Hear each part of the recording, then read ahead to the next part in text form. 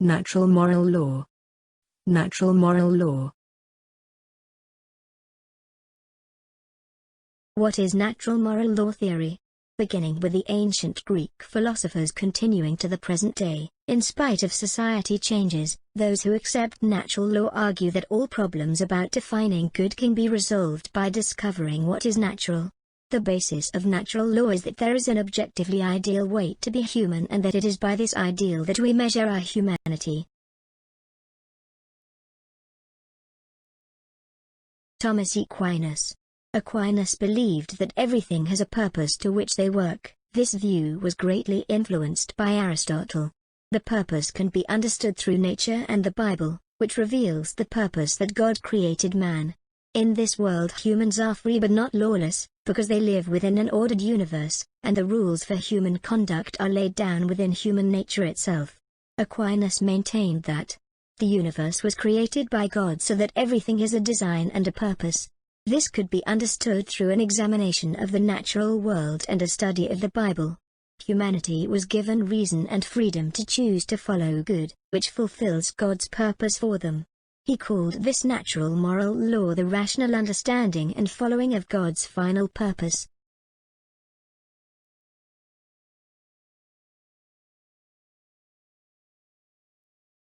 Natural law and human beings. Natural moral law is available to all, since everyone with some reasoning capacity can see that the universe works according to certain patterns and rules that do not change. Aquinas said that there is a natural moral law which human beings are naturally inclined to, that is, accessible through the natural order, universal, unchanging, for all time, relevant to all circumstances, given by God. All human beings can perceive the natural law, but only believers in God acknowledge that it has implications for them beyond the grave.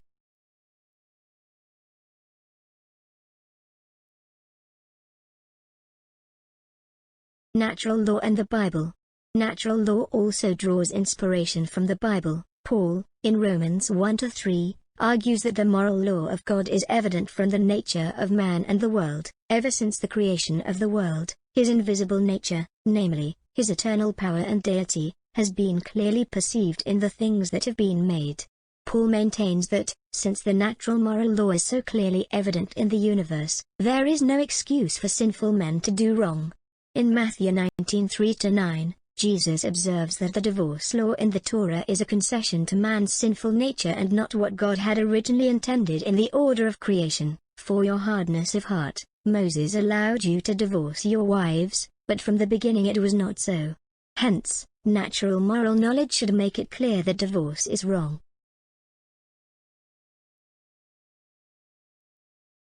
Purposes of human life. The principles of natural law depend on establishing the primary purposes of human life, which are live, reproduce, learn, worship God, order society.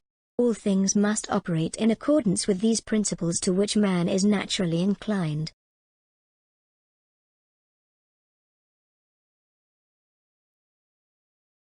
Secondary precepts. Secondary precepts are rules which direct people towards actions which uphold these primary purposes and away from actions that undermine them. Natural moral law identifies two subordinate principles, the dictates of reason which flow logically from the primary principle and are therefore self-evident. For example, respect your parents, do not murder. These dictates must be observed by all humans under all circumstances if moral order is to be maintained. Those dictates which are reached through a more complex process of reasoning. These dictates are supported by human and divine law, since reason alone cannot deduce them from nature. They contribute to public and private good but may be omitted under certain conditions. For example, monogamy is good for social order, but polygamy is not incompatible with it in some societies.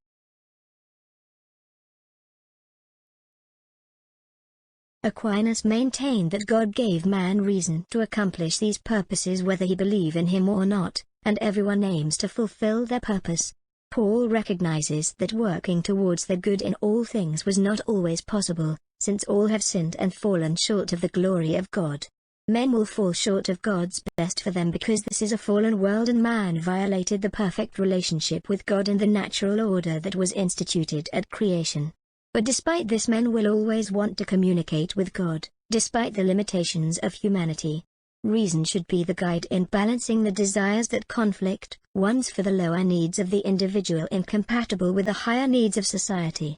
Aquinas maintained that every man had a purpose specific to himself that would fulfill the skills and talents given to him by God. Whilst the goal of relationship with God is open to all, other goals are only open to some. This is potentially controversial. If some men are more naturally endowed with talents than others, does this suggest God has been fair in distributing them? Do some people have no special talents?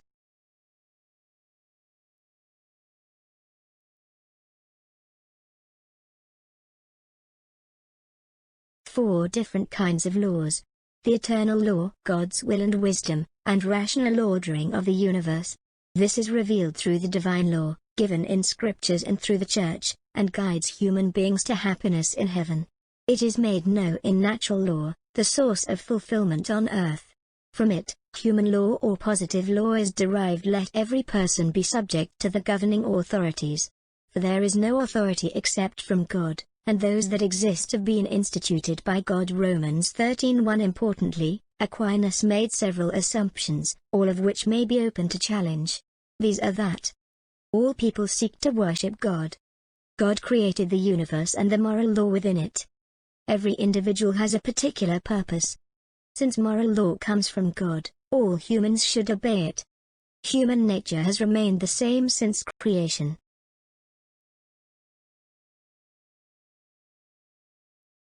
Proportionalism. Proportionalism allows for ontonic goods, which doesn't insist on preserving static, inflexible and absolutist interpretation if a greater good is served by laying it aside.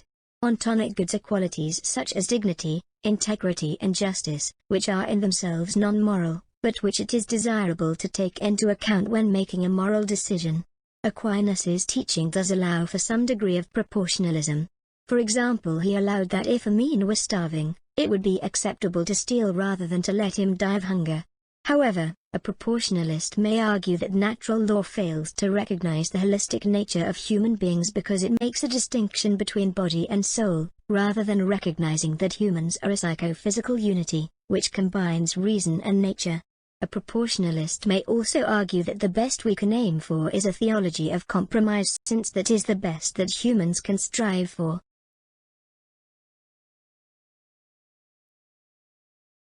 Key strengths of natural law. Natural moral law is a simple, universal guide for judging the moral value of human actions, and the purpose which Aquinas proposes for human existence are common to all men. Moral law is made accessible by our reason, and it makes God's reason accessible to a believer because humans and God share the same rationality. Natural law appeals to the sense we have that morality is more than just a matter of what people's personal preferences are.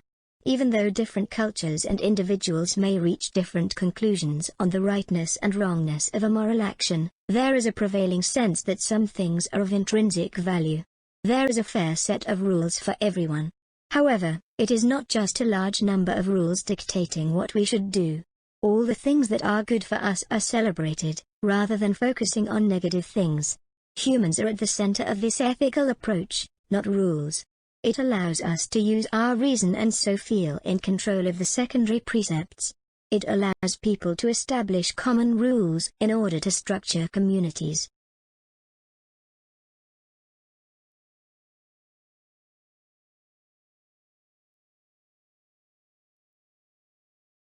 Key weaknesses of natural law. However, according to modern moral thinking, there may be more reasons to reject natural moral law as a way of dealing with moral dilemmas. Natural moral law depends on accepting the view that good is what is found in nature. However, it is at least possible to ask, is everything found in nature good? Are cancerous tumors good? Maybe so, if their goodness consists in fulfilling the function of a cancerous tumor, but those who experience that at first hand would be hard-pushed to agree. Aquinas assumed that all men seek to worship God, which many would see as artificial and not natural. Furthermore, he assumes that God created the universe and the moral law within it. These assumptions are not natural ones for the atheist to make. By giving pride of place to reproduction as one of the common universal aims of mankind, Aquinas opens up difficult issues for homosexuals, and for those who are biologically unable to have children. Furthermore, are those who for personal reasons choose not to have children fundamentally immoral? Aquinas thinks of every individual and every part of every individual having a particular function to fulfill.